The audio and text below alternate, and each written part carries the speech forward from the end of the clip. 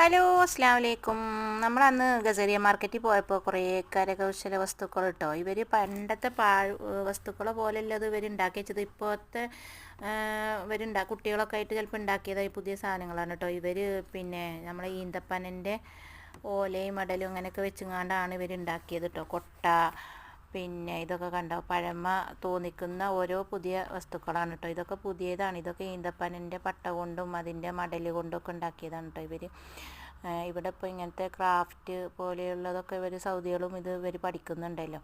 അപ്പോൾ നല്ല രസമുണ്ടായിരുന്നു കേട്ടോ. പണ്ടത്തെ നമ്മൾ സൂമിൽ അവിടെയൊക്കെ പോയാലൊക്കെ പിന്നെ പണ്ടത്തെ കുറേ കാര്യങ്ങളൊക്കെ ഇവിടെ കാണാം. പക്ഷെ ഇത് പുതിയതാണ് കേട്ടോ. ഇത് പോട്ടുകൾ, പിന്നെ ഇത് ഒരു വസ്ത്രമാണ്, കൂജ, പിന്നെ ഇത് ക്ലോക്ക്, പഴമ തോന്നിക്കുന്ന ഒരു ക്ലോക്ക്, പിന്നെ ഇത് കണ്ടോ, ഇത് കയറൊക്കെ വെച്ചിട്ടുള്ളൊരു ബാഗാണ് കേട്ടോ.